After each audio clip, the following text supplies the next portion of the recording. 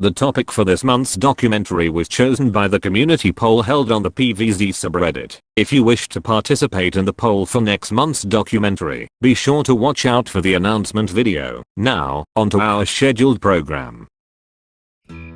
Garden Warfare 2 is a game that offers a wide variety of options and activities for players to enjoy, from playing as one of the 121 character variants in the game, to using insane settings in private play, to even fighting off against an infinite supply of galactic gnome lords, because why not? You'd think that with the game being well over 5 years old that the player base have seen everything, every little nook and cranny that this game has to offer, right?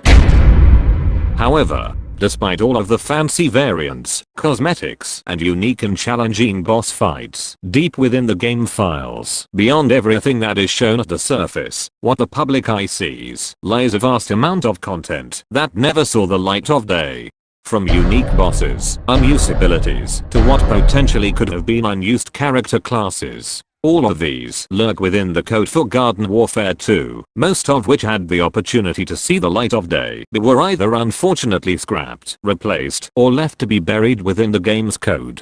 In this video, we shall put the spotlight on all of these and show the community just how much is lying beneath the surface and within the code for Garden Warfare 2.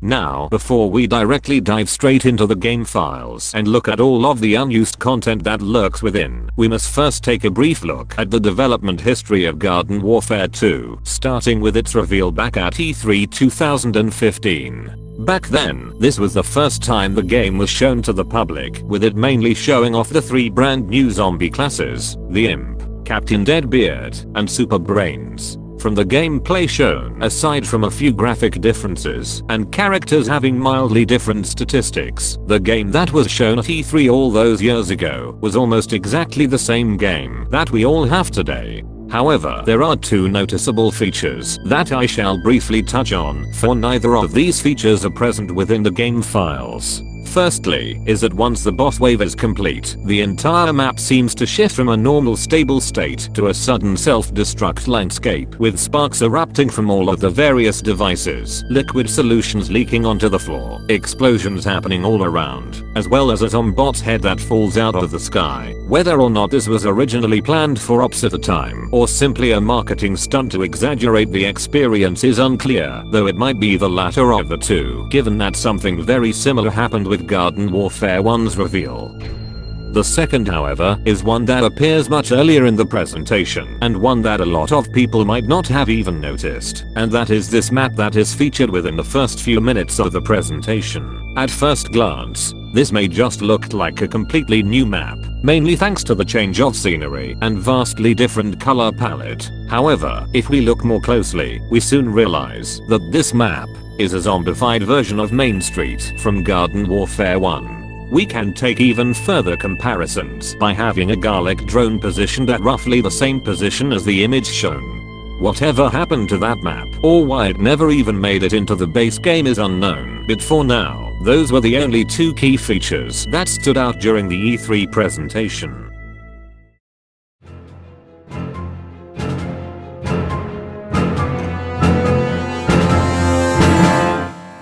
With the multiplayer beta back in 2016 being held exclusively on the console versions of the game, we're forced to move on to the game's full release, where we can dig into the game files and see what was left behind. For most entries, they will be analyzed at the latest version of the game, due to them not changing at all. However, there will be an exception later on. Starting off with unused primary weapons and abilities, there exists a handful of abilities and weapons that, whilst they have unique functionality, it's unclear as to exactly what their purpose was. From an EMP that does 50 damage and not stuns, to a primary for the corn that functions like the shotgun weapons in BFN. However, there are a handful of primaries and abilities that I wish to explore deeper. One of these is what appears to be a flying type vehicle that was meant for the Imp. Keen-eyed players would almost immediately recognize it as the same one that was shown in the game's reveal trailer, although all that's left of it is a model with flat colored textures. What this would have been used for is unknown. Some have theorized that it would have functioned similar to the drones in the game, though no one is entirely sure.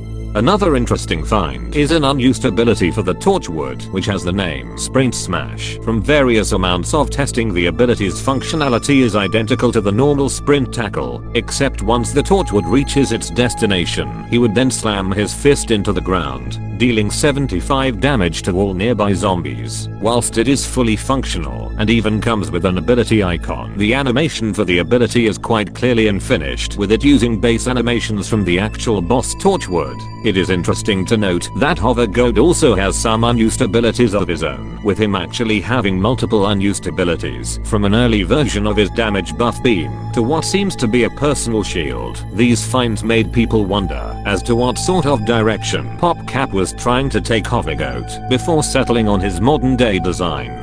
One last interesting find is that some of the primary weapons and abilities in Garden Warfare 1 can also be found within the files, and aside from some of the weapons having a fire rate bug and the rocket drone having missing textures, all of the primaries and the abilities inside seem to be fully functional, with some reports of people even managing to use the Zombot drone in actual multiplayer games.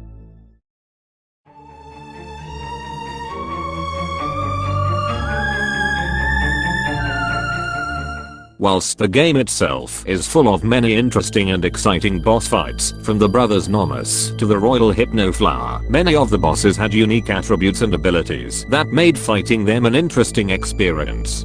However, from the look of the game files, even more bosses were originally planned, with one of them actually having some progress being made on it within the game's lifespan. From what has so far been found, a total of 6 different bosses have been found within the files, all of which were assumed to be future boss hunts. However, only 3 of them have significant development for them, so the others will briefly be mentioned before going into the detailed ones. The first of the bosses is what looks to be a crab robot. This crab robot boss, from looking at its character icon, seems to be a very interesting looking boss, and it would have been lured in by swimming trunks according to the data, though very few data is left that is associated with it, only having some text, 2 character icons, various attack names, and some spawn data. It is quite unclear as to which faction would have faced against the boss or how it would even function overall.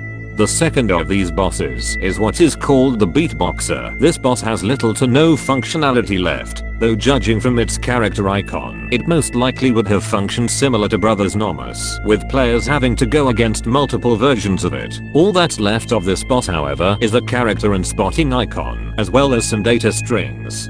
The last of the 3 underdeveloped bosses is the Orange Juice Robot. This boss actually had quite a lot of progress made for it, though most of said progress was removed in later versions due to it being scrapped. From what was gathered, however, the boss did have quite a lot of data, from having an actual bait to having wave data, which when used summoned a wave of citrons, as well as some spawn data, though when used it would instead spawn a Torchwood. Now, onto the 3 bosses that have a significant amount of progress on each of them. The first of these bosses is the Super Chili Bean. This boss functions similar to the normal Super Bean, except all of its attacks are significantly stronger, making it a much more difficult version of the normal Super Bean. Its Overbeam mode is also different, as rather than gaining immense defense and firing a single laser like the normal Super Beam, the Super Chili Beam would instead rapidly fire 2 lasers at once, which from various testing is capable of killing any of the playable zombie classes within 2 seconds. It is unknown as to why this boss was scrapped, though some have suggested that it might have been way too strong of a boss to fight, especially with its Overbeam mode. The second of the more developed bosses is the infamous Renegade Imp. Now to clarify, this is not an unused variant of the Imp, as it has data relating to it being both as a backyard enemy as well as a boss hunt, making its true purpose currently unknown. From looking at the Imp's functionality, it uses the base Imp's primary, though it has broken sound effects, making it sound very odd. The Z-Mech for the Imp, interestingly, has some strange abilities, with it not only having a strong primary, but Missile Madness, as well as 2 unique abilities, both of them consisting of airstrikes of stink clouds and gravity grenades respectively, but with no ejectability, further solidifying this Imp as a boss, and not as a variant. The Imp boss would have been lured with bait, known as Cyber Jerky.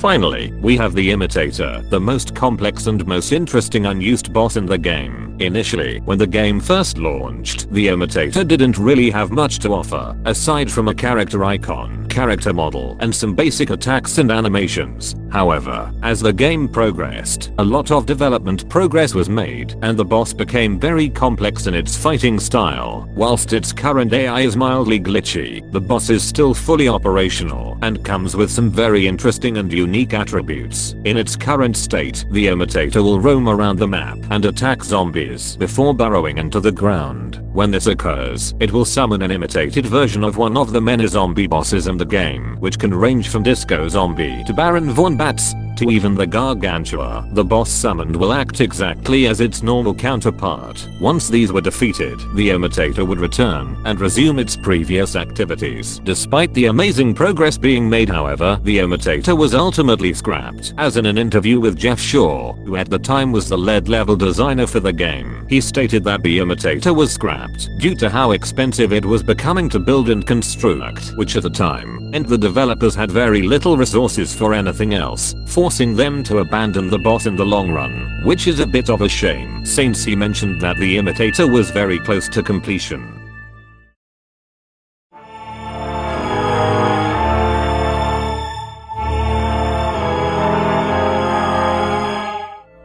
Whilst there is not exactly a lot to look at in terms of the number of unused classes, as so far, only 2 of them have been found, with only one of them really being confirmed as an unused class, as the other one is a Gargantua with soldier abilities but with a unique primary. This has been assumed to have been used for testing purposes, so it may not have been an unused class. However, given that the plants received the Torchwood class, which is a downscaled version of the Torchwood boss, it can be assumed that the zombies were supposed to have a downscaled version of the Gargantua before the Hovergoat was created.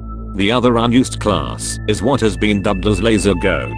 These peculiar looking goats would have been featured in a game mode exclusive to the Town Hall, known as Team Vanquish Goats. The Laser Goat comes in 2 different colors, one for the plant faction and one for the zombie faction. The Laser Goat has the exact same movement speed and jump physics as a normal goat, but it can also double jump. The Laser Goat's primary weapon is identical to the Hovergoat's, except it works on an overheat system rather than an ammo system. The Laser Goat has 3 abilities, 2 of which are exclusive to it.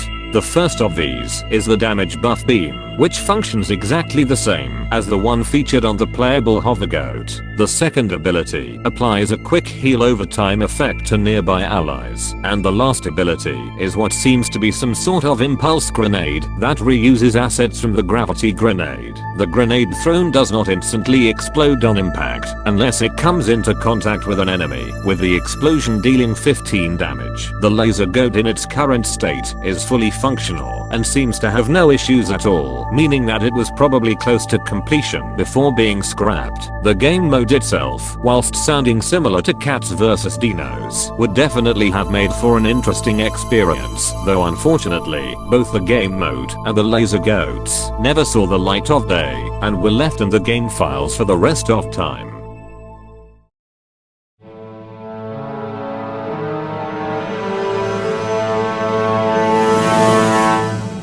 We have covered a lot today, from unused primaries for both new and characters from the past, to abilities, to bosses that almost saw the light of day but were cut at the last second, to entirely new character classes. However, what I have explained to everyone is only the tip of the iceberg in terms of unused content. If I was to try and cover every unused nook and cranny, we would be here for a very long time. So instead, I propose a solution. In the description, there is a link to a website known as the Cutting Room Floor, a website dedicated to looking at all of the unused content within games, which even has a page dedicated to Garden Warfare 2, where it contains all of the unused content that I have covered, as well as many other things that have not been mentioned here. Each unused item comes with a small description, explaining as to what it would have been used for, or what its purpose was. The page for the game is still under development, so who knows? Maybe in the future, more unused content will be discovered, more than what the public eye may have expected. If you enjoyed this documentary, be sure to like and subscribe for more videos like this in the future. Have fun!